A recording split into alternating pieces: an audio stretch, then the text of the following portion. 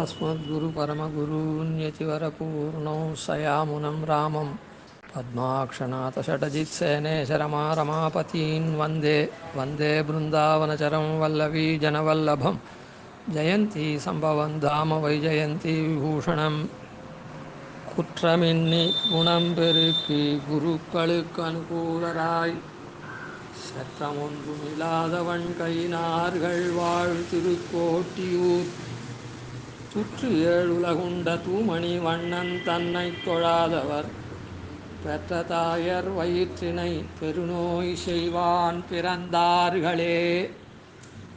இது திருக்கோட்டியூர் பாசுரம் நாவகாரியம் அப்படின்ற தசகத்தில் ரெண்டாம் பாட்டு.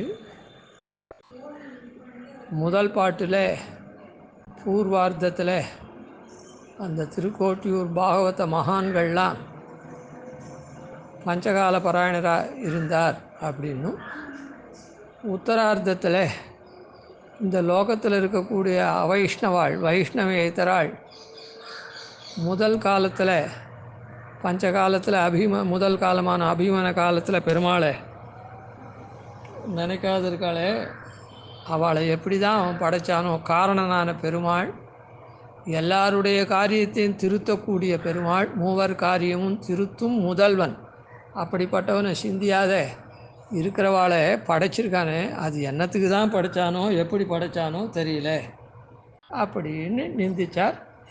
அதனால் நாமும் அந்த முதல் காலத்தில் அபிமன காலத்தில் அவனிடத்தில் அவனை தொழணும் அப்படின்றது, மனசால் தொழணுன்றது ஏற்படுறது. இந்த ரெண்டாம் பாட்டிலையும் பூர்வார்த்தத்தில் அந்த பஞ்சகால பாராயணாளாக மாத்திரம் அவள் இல்லை, அவள்லாம் எப்படி விளங்குறா அப்படின்னு சொல்லு. குற்றமின்னி குணம் பெருக்கி, குற்றமே இல்லாதவாளாக இருக்கா. பஞ்சகால பாராயணாளாக இருந்துட்டா போகாது, பெருமாளை நினச்சிட்டே இருந்தால் ஒரு பக்கம் தப்பு பண்ணிகிட்டே இருக்கக்கூடாது. அதனால் குற்றமின்றி, குற்றம் இல்லாத இருந்தால் மாத்திரம் போகாது, குணம் பெருக்கி, குணத்தை பெருக்கணும். பெருக்கல் அப்படின்னு சொன்னால் என்ன அர்த்தம்னா, கூட்டல் அப்படின்னா ஆட் பண்ணுறதுன்னு சொல்கிறோம், பெருக்கல்னா மல்டிப்ளை பண்ணுறது. அதனால் குணத்தை பெருக்கின்னா குணத்தை வளர்த்துன்னு அர்த்தம் பொதுவாக இருந்தால் கூட, குணத்தை அப்படியே மல்டிப்ளை பண்ணிகிட்டே போகணும் என்ன. அதனால் அவள்லாம் எப்படிப்பட்டவா, குற்றம் இன்றி, குற்றம் இல்லாதவா, குணம் பெருக்கி, குணத்தை அப்படியே அப்படி இப்படி இல்லை, பல மார்க்கத்தில் அப்படியே வளர்க்குறா குணத்தை. குருக்களுக்கு அனுகூலராய், குருக்களுக்கு அனுகூலராய், குருக்கள்னா ஆச்சாரியாள், ஆச்சாரியாளுக்கு அனுகூலமாக இருக்கக்கூடியவர்கள் அவா அப்படின்னு சொல்லப்படுறது. அனுகூலமாக இருக்காருன்னா ஆச்சாரியனுக்கு விதேயமாக இருந்து ஆச்சாரியனுக்கு கைங்கரியாதிகள்லாம் பண்ணக்கூடியவாளாக இருக்கா அப்படின்னு பொதுவில் அர்த்தம். ஆனால் ஆச்சாரியன்னு சொல்லிட்டாலே சிஷ்யன் எப்படியும் அவருக்கு பவ்யப்பட்டவனாக இருந்து அவனுக்கு அடிமை தொழில் செய்யறவனாக இருக்கான் என்ன. ஆச்சாரியனுக்கு எப்போவுமே அனுகூலனாக தான் இருக்கணும் சிஷ்யன்றவன். அதனால் இந்த இடத்துல ஆச்சாரியாளுக்கு அனுகூலராக அந்த மகாபாகவத்தாள் இருக்கா அப்படின்னு சொல்கிறதுல ஒரு சுவாரஸ்யம் இல்லை. அதாவது ஒருத்தருக்கு ஒரு ஏற்றத்தை சொல்லணும்னா அது சாமான்யமாகவே சித்திக்கிறது அப்படின்னு சொன்னால் அந்த ஏற்றம் தன்னிடையாகவே இருக்குது தெரியுதுன்னு சொன்னால் அதை சொல்லி தெரியணும்னு அவசியம் இல்லை. ஆனால் இந்த இடத்துல குருக்களுக்கு அனுகூலராய் அப்படின்னு சொல்கிறது எப்படி அப்படின்னு சொன்னால், ஆச்சாரியாளுக்கு அனுகூலனாக இருந்து சிஷ்ய விருத்தி பண்ணி ஆச்சாரியனுடைய கைங்கரியங்கள்லாம் நன்னா பண்ணுறவன் அப்படின்னு சாமானிய அர்த்தமே இல்லை. ஏன்னா அவன் எப்படி சிஷ்யனாகப்பட்டவன் எப்படி இருப்பான், ஆச்சாரியனிடத்தில் சத்புத்தி சாது சேவி சமுச்சித சரிதா தத்துவ போதாபிலாஷி சுஸ்ரூஷு, அவன் ஆச்சாரியனுக்கு கைங்கரியம் பண்ணுறவனாக இருப்பான். தியக்தமானஹா, நான் அபிமானத்தெல்லாம் விட்டொழிச்சு ஆச்சாரியன் இதிலேயே கிடக்கிறவனாக இருப்பான். ஆச்சாரியன் எப்போ சொல்கிறாரோ பிரஷ்னகால பிரதீட்சா, நான் ஆச்சாரியன் எப்போ சொல்லுவார் நாம் எப்போ கேட்போம் அப்படின்னு காத்துட்டுருக்கவனாக இருப்பான். அதே மாதிரி ஆச்சாரியன் எப்போ தனக்கு இது உணவுலாம் கூட எப்போ தர்றாரோ அப்போ அனுமதிக்கிறாரோ அப்போ தான் சாப்பிடுவான். அந்த மாதிரி இருக்கக்கூடியவன் தான் சிஷ்யன். அப்படி இருந்துச்சு இந்த இடத்துல குருக்களுக்கு அனுகூலராயின்னு ஒரு மகான்களை சொல்கிறது அப்படின்றது இந்த சாமானிய அர்த்தமாகப்பட்டது ஸ்வரசமாக இருக்காது, அதாவது ரசமாக இருக்காது. அப்போ என்ன அர்த்தம்னா, குருக்களுக்கு அனுகூலராய் இவாளே இந்த மகான்களே குருக்களாக இருக்கக்கூடிய தன்மை பெற்றவாள். திருக்கோட்டியூரில் இருக்கக்கூடிய பாகவதாள் ஒவ்வொருத்தருமே பரமைகாந்திகளாக இருக்கக்கூடிய பஞ்சகால பாராயணராக இருக்கக்கூடிய பரமைகாந்திகள் எல்லாருமே குருக்களாவதற்கு ஆச்சாரியம் பண்ணுறதுக்கு அவ்வளவு உயர்ந்தவர்களாக இருக்கா. அப்படி இருந்தாலும் ஆச்சாரியன்னு ஒருத்தர் இருந்தார்னா அந்த ஆச்சாரியனுக்கு தாங்கள் அனுகூலமாக இருந்து அந்த ஆச்சாரியனுடைய சிஷ்யாளுக்கு அந்த ஆச்சாரியனுக்கு பிரதிநிதியாக இருந்து தாங்கள் உபதேசாதிகள்லாம் பண்ணக்கூடியவர்களாக இருக்கா. நீ என்கிட்ட ஆச்சாரியன், நீ சிஷ்யம் இல்லை, எனக்கு சிஷ்யம் இல்லை நீ, அதனால் உனக்கு நான் ஒன்றும் சொல்லித்தரமாட்டேன் அப்படின்லாம் சொல்ல மாட்டேன். குருக்களுக்கு அனுகூலராயினா ஒருத்தர் குருவாக இருக்கார், அந்த குருவனுடைய சிஷ்யன், அந்த சிஷ்யனுக்கெல்லாம் இவாள்லாம் சிக்ஷகாந்தராளாக இருந்து சிக்ஷையெல்லாம் பண்ணி வைக்கக்கூடியவாளா. அதாவது பிரதான ஆச்சாரியன் அந்த ஒரு சுவாமி, இவாள்லாம் ஆச்சாரியனாக இல்லை, சிக்ஷகாந்தராள். அந்த ஆச்சாரியன் கீழ் இருக்கக்கூடிய சிஷ்யனே இன்னும் நன்னா அவர் போதித்தது போக மீதி எல்லாம் விசதமாக தெரிஞ்சுக்கிறதுக்கு அவகாசம் இல்லாத போது இவாள்லாம் சொல்லி கொடுத்து அப்படி இருக்கக்கூடியவர்கள் குருக்களுக்கு அனுகூலராய். அதனால் என்ன இருக்குது, சற்றம் ஒன்றுமில்லாதா, அவளுக்கு சற்றம் அதாவது அசூயை அது இது அதெல்லாம் அகங்காரம் மமக்காரமே இல்லாத இருக்கா. ஏன்னா அப்படி இருந்தால் தான் ஆச்சாரியாளுக்கு அனுகூலமாக. இன்னொருத்தருடைய இப்போது அதுக்கு உதாரணம் சொல்லிட்டா உங்களுக்கு எல்லாம் புரிஞ்சு போயிடும்.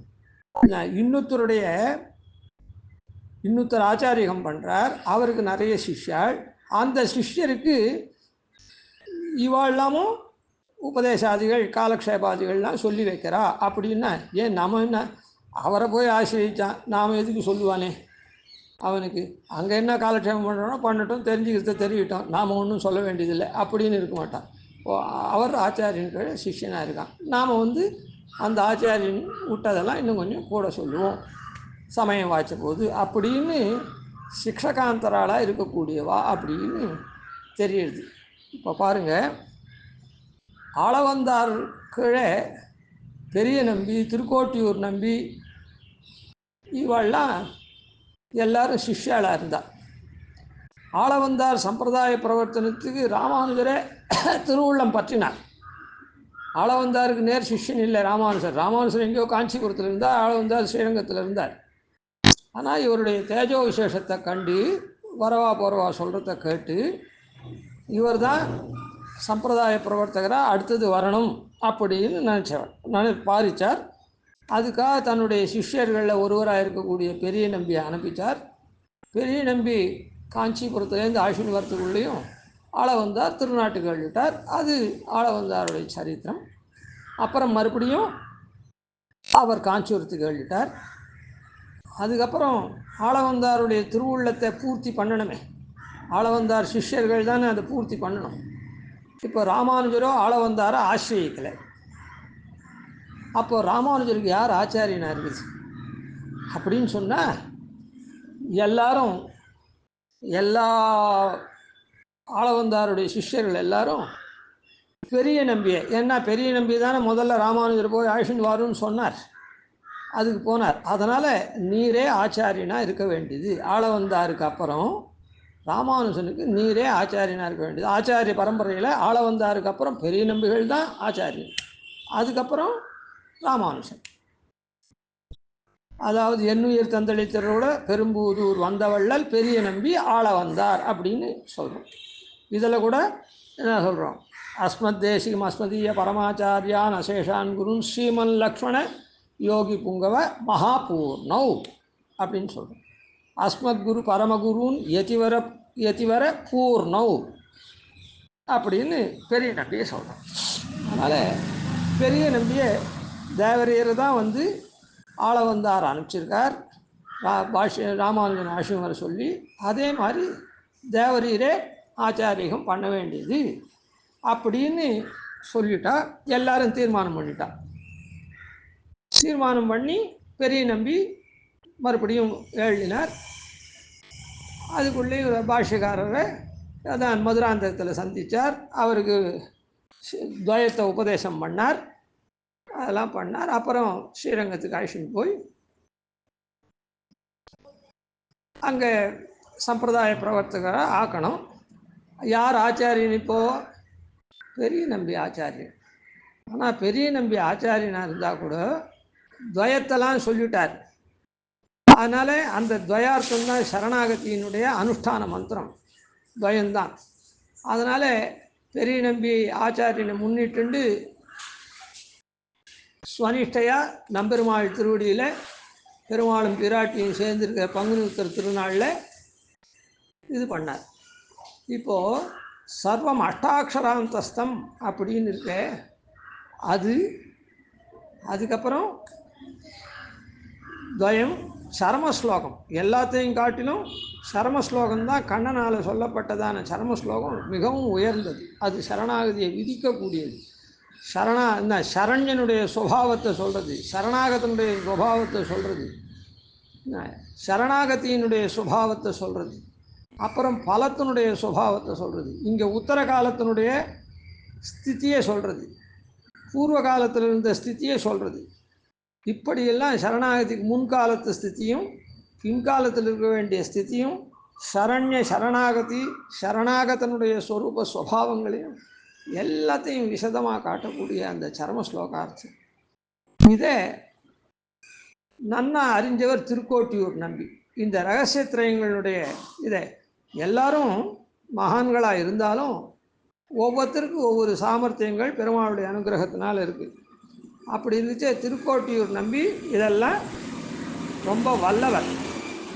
ஆனால் திருக்கோட்டியூர் நம்பியும் ஆள வந்தார் சிஷ்யர் தான், பெரிய நம்பியும் ஆள வந்தார் சிஷ்யர் தான். ஆனால் இப்போ ராமானுஜருக்கு யார் ஆச்சாரியனாக இருக்கார்? பெரிய நம்பி. அப்படி இருக்க செய்தேயும் திருக்கோட்டியூர் நம்பி என்ன பண்ணார்? எங்கிட்ட நீ ஆசிரியக்கணும் அப்படின்லாம் இது பண்ணாமல், அந்த சற்றமெல்லாம் இல்லாமல், எனக்கு நீ சிஷ்யம் இல்லை உனக்கு சொல்ல மாட்டேன்லாம் சொல்லாமல் அந்த ரகசியார்த்தங்களை ராமானுஜனுக்கு திருக்கோட்டியூர் நம்பி அருளினார்.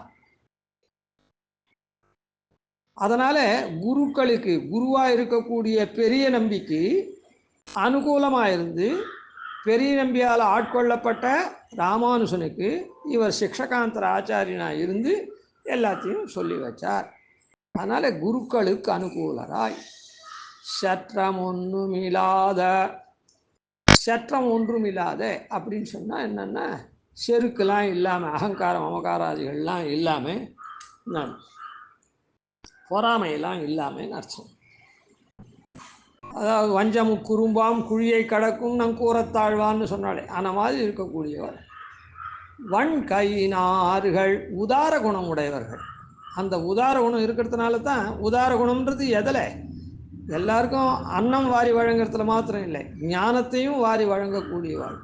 இன்னார் இணையார் அப்படின்னு அவருடைய சிஷ்யர் இவருடைய சிஷ்யர் நம்ம சிஷ்யர் இல்லை அப்படின்லாம் பார்க்காத தகுந்த பாத்திரத்துக்கு கொடுக்கக்கூடியவர். வன் கையினார்கள் வாழ் திருக்கோட்டியூர். அதனால் பூர்வார்த்தத்தில் அந்த பஞ்சகால பாராயணராக இருக்கக்கூடிய மகான்கள் திருக்கோட்டியூரில் இருக்காளே, அவளுடைய பெருமை இப்படி குற்றமில்லாதவாளும் மேலே மேலே குணத்தை அப்படியே வளர்த்து கொண்டு போகிறவாளும், அப்புறம் குருக்களுக்கெல்லாம் ஆச்சாரியாளுக்கு அனுகூலமாக இருக்கக்கூடியவர்களும் சற்றமே இல்லாதவர்களும் உதார குணமாக இருக்கிறவர்களும் திருக்கோட்டியூர் சுவாமகான்கள் அப்படின்னு சொன்னார். இதுக்கு மேலே உத்தரார்த்தத்தில் தான் துற்றி ஏழுலகுண்ட தூமணி வண்ணன் தன்னை தொழாதவர் பெற்ற தாயர் வயிற்றினை பெருநோய் செய்வான் பிறந்தார்களே. இப்போ ரெண்டாவது காலம் உபாதான காலம். ரெண்டாவது காலம் உபாதான காலத்தில் நாம் என்ன பண்ணணும் அப்படின்னு சொன்னால், திரவியங்கள்லாம் சேர்த்து நாம் பகவானுக்கு படைத்து சாமானியால பகவானுக்கு அமுது செய்வித்து படைத்து சாமானியமாக சொன்னேன்.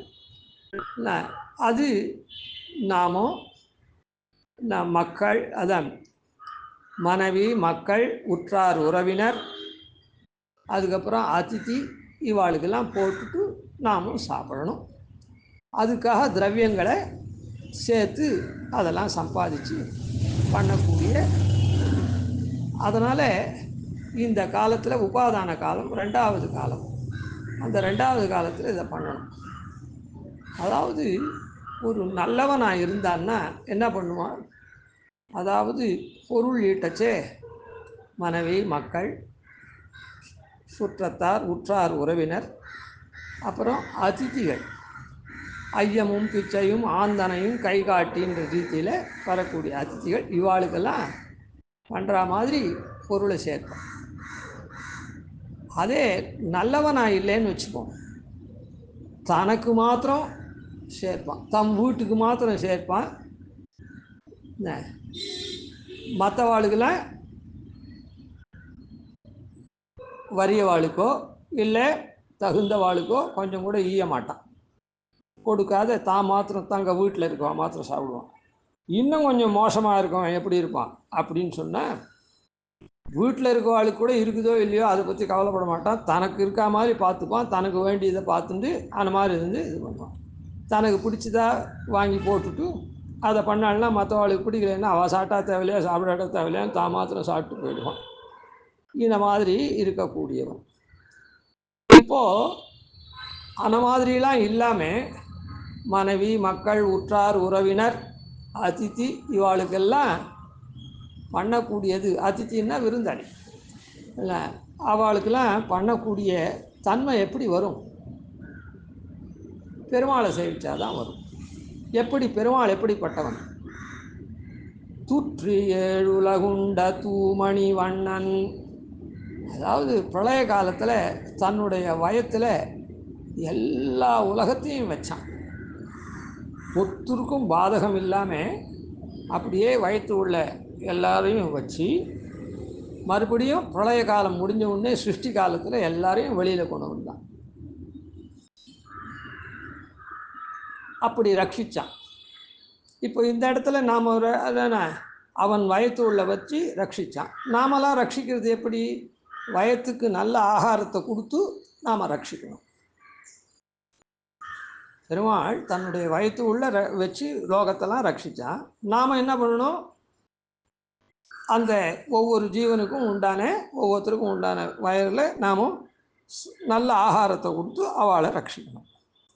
இப்போ இந்த எம்பெருமானை நினச்சோன்னா அவனுடைய வயத்தில் வச்சு ரட்சித்தானே, அந்த எம்பெருமானை நாம் நினச்சோன்னா நாமும் எல்லார் வயத்துக்கும் குளிர்ச்சியாக இருக்கா மாதிரி ஆகாராதிகளை கொடுக்கணும் அப்படின்ற எண்ணம் வரும். அப்படிப்பட்ட பரிசுத்தமான மணியை போன்ற சுபாவம் இருக்குதே, மணி என்ன பரிசுத்தமான மணி எப்படி இருக்கும், நமக்கு நல்லதை கொடுக்குறதோ இல்லை, ஆன மாதிரி நமக்கு அவனுடைய தன்மை வரும். என்ன தன்மை வரும், அவன் எப்படி ரட்சித்தானோ அது மாதிரி நாமும் ரட்சிக்கணும். அவன் தன்னுடைய வயத்தில் வச்சு ரட்சித்தான், நாமெல்லாம் அவளுடைய வயத்துக்கு உணவை கொடுத்து ரட்சிக்கணும் அப்படின்ற தன்மை வரும். நமக்கும் நல்ல தன்மை வரும் அந்த பெருமாளை சேவிச்சோம்னா. சேவிக்கலைன்னா அந்த தன்மை வராது. துத்தி ஏழுலகுண்ட தூமணி வண்ணன் தன்னை தொழாதவர். இதுக்கு மேலே இருக்கிறது, அப்படி தொழாத போயிட்டா என்ன மாதிரி ஆயிடுவோம் நாம் அப்படின்னா, பெற்ற தாயர் வயிற்றினை பெருநோய் செய்வான் பிறந்தார்களே. அதாவது பெருமாள் ரட்சிக்கிறான் வயிற்று உள்ள வச்சு, நம்ம அதாவது பொதுவாக அது சொல்லிட்டு, ஆனால் நம்ம தாயார் நமக்கு எப்போ உயிர் வருதோ அந்த உயிர் வர முதல் காலத்தில் க்ஷணத்துலேருந்து அந்த கர்ப்பத்தில் தான் வருது. அப்போலேருந்து தாயார் தன்னுடைய வயத்தில் வச்சு இதுக்கு ஆகாராதிகள்லாம் கொடுத்து, இது உயிராக, இது பிண்டமாக போகாதபடிக்கு, இது நல்ல ஜீவனாக ஒரு குழந்தையாக பிரசவிக்கிற மாதிரி அதை நல்லா பார்த்து தாயார் என்ன பண்ணுறா, அப்படி ரட்சித்து வச்சு இவனை பிரசவிக்கிறான். எப்படி பெருமாள் பிரளய காலத்தில் உள்ளே வச்சு வெளியில் விட்டானோ அதுபோல் இவனை கர்ப்பத்தில் வச்சு இவனுக்கு வேண்டிய ஆகாராதிகள் அது இது எல்லாம் இவனுக்கு ஒன்றுமே பிரவருத்தியே எதுவும் கிடையாது. குழந்தையாக போனால் விட்டு தாயார் ரட்சிக்கிறார் 4-5 வயசு வரையில். அதில் இவனுக்கு சொப்பிரயத்தனம் கொஞ்சம் இருக்குது. அதாவது தாயார் இது பண்ணான்னா உடனே இவனை பாலை பருகிறான். தாயார் தான் பால் தரா, என்ன தாய்ப்பாலை தரா. ஆனால் இவன் வாயால் இது பண்ணுறான், முழுங்குறான். ஆன மாதிரி கூட இல்லாத போது கர்ப்பத்தில் அவன மாதிரி காக்கிறான். இது கேவலம் கர்ப்பத்தில் கர்ப்பஸ்ராவம் வந்ததுன்னா எப்படி பிண்டமாக வெளியில் விழுந்துடும். அப்படிலாம் இல்லாதபடிக்கு அதுக்கு எப்படிலாம் தான் இருக்கணுமோ அந்த மாதிரி பத்தியாதிகள்லாம் இருந்து அது மாதிரி நடந்துட்டு ஒரு குழந்தையாக நம்ம வெளியில் வரும்படியாக பிரசவிக்கிறான். இப்போது நாம் அப்போது அதுக்கு பெருமை என்ன, நமக்கு குழந்தை பிறந்தது அப்படின்னா என்ன பண்ணணும், அந்த குழந்தை 4 பேருக்கு உபகாரம் பண்ணி அதெல்லாம் பார்த்தா ஆஹா அவளுடைய இந்த சமாதிகள்லாம் ஒன்றுமே தெரியாது. எல்லாம் இந்த சந்தோஷத்தில் அதை ஒரு பெருமையாக நினைப்பான். அது தேவகி சொல்லச்சே தேவகி சொல்கிற மாதிரி குலசேகராழ்வார் ஒரு பாட்டு சாய்க்கிறார். குன்றினால் குடை கவித்ததும் கோலக்குறவ கோத்ததும் குடமாட்டம் கன்றினால் விளைவெறிந்ததும் காலால் காளியன் தலை மிதித்தது முதலா வென்றி சேர் பிள்ளை நல் விளையாட்டம் அனைத்திலும்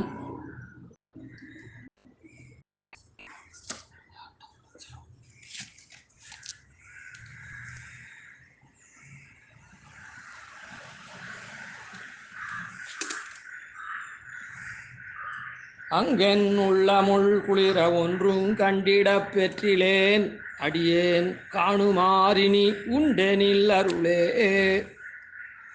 ஏன்னா தேவகி பெற்றதோடு சரி, அதுக்கப்புறம் கண்ணன் திருவாய்ப்பாடிக்கு எழுதிட்டான்.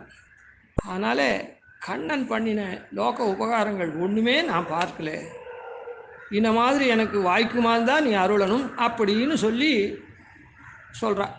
நான் சந்தோஷப்படும்படியாக ஒன்றும் பார்க்கல, எல்லாம் காதால் தான் கேட்டேன். குன்றினால் குடை கவித்ததும் பெரும் மழை பெய்யச்சே குன்றெடுத்து ஆனிரை கோகுலம் எல்லாரையும் காத்தான், ஆனிரை ஆயர்கள்லாம் காத்தான். கோலக்குறவை கோத்ததும் குறவை கூத்தாடி எல்லாம் ஆயர் சிறுமியர்கள்லாம் மகிழ்விச்சான். குடமாட்டும் குடை கூத்தாடி எல்லாரையுமே மகிழ்விச்சான், ஆயர்கள் அனைவரையும் மகிழ்விச்சான். கண்ணினால் விளவெறிந்ததும் வத்சாசுரன் அந்த அந்த வத்சாசுரன் என்ன பண்ணா, விலங்காயை அடித்தான். இது மூலமாக என்ன 2 பேரும் அழிக்க வந்தவா. அப்படி அது கண்ணு போலையும் விலங்கனி போலையும் வந்த அசுரனை ஒழிச்சான். காலால் காளியன் தலை மிதித்ததும் தன்னுடைய கால்னால நர்த்தனம் ஆடினான். காளியன் மாடுலாம் குடிக்கக்கூடிய பொய்கையில் ஒரே விஷத்தை கக்கினான், எல்லாம் அனர்த்தம் பண்ணணும்னு. அந்த காளியனை தன்னுடைய காலால் மிதித்து அவனை சரி பண்ணான். இந்த மாதிரி முதலா இப்படி பல காரியங்களே பண்ணினான் லோகத்துக்கு உபகாரமாக. அந்த ஆயர் திருவாய்ப்பாடியில் இருக்கவாளுக்கு உபகாரமாக அப்படி பண்ணான். வென்றி சேர் பிள்ளை நல் விளையாட்ட மனத்திலும் இந்த மாதிரி பிள்ளை நல்ல விளையாட்டுலாம் பண்ணி லோகத்தாரை மகிழ்ச்சி பண்ணானே, அதெல்லாம் நான் எதுவுமே பார்க்கல. நான் அங்கென் உள்ளமுள் குளிர அதெல்லாம் நான் பார்த்துதான் என் உள்ளம் குளிர்ந்துருக்கும், ஆனால் கேட்க மாத்திரம்தான் பாக்கியம் இருந்தது. காணுமாறினி உண்டனில் அருளே. இனமேட்டு நான் ஒன்றும் கண்டிட பெற்றிலேன் அடியேன் காணுமாறினி உண்டனில் அருளே அப்படின்னு சொல்கிறேன். அதனால் தாய் வயிற்றில் பிறந்தவாள் ஒவ்வொருத்தரும் என்ன பண்ணணும், அதாவது மனுஷனாக பிறந்த ஒவ்வொருத்தரும் எல்லாருக்கும் உதவிக்கரம் நீட்டணும்.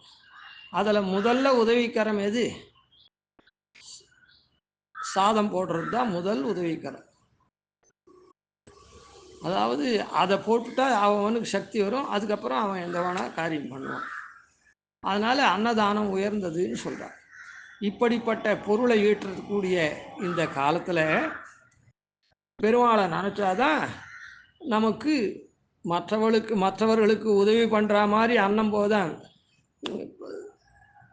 அன்னதானம் பண்ணுற மாதிரியான ஒரு எண்ணம் வரும். இல்லைன்னா எனக்குன்றது மாத்திரம் அப்படியே போயிடும். சரி, இப்படி பண்ணலைன்னா என்ன ஆகுதுன்னா, அந்த தாயார் வயத்தில் பிறந்து இந்த மாதிரி நாம் உதவிக்கரன் நீட்டலைன்னா தாயார் வயத்துலேருந்து பிறந்த பிள்ளையாக நம்ம தாயார் பாவிக்க மாட்டார். கர்ப்பசாபம் வந்ததுன்னா ஒரு பிண்டமாக வெளியில் வந்து விழுறதோ இல்லை, அந்த மாதிரி தான். அந்த மாதிரி பிண்டமாக இருந்தால் என்ன, இந்த மாதிரி வந்தால் என்ன, ரெண்டும் துல்லியம்தான். அந்த பிண்டமாக வந்ததுன்னா என்ன, அது ஒரு நோய். கர்ப்பம் இந்த மாதிரி பிண்டமாக போயிடுத்துன்னா அது அவளுக்கு வயத்துக்கு வந்த நோய். அது வெளியில் வரத்துக்கு பெரும்பாடுபட்டு அதெல்லாம் பண்ணி சமாதிகள்லாம் அனுபவிக்கிறாளோ இல்லை, அதை போல தான் ஆகிடும்.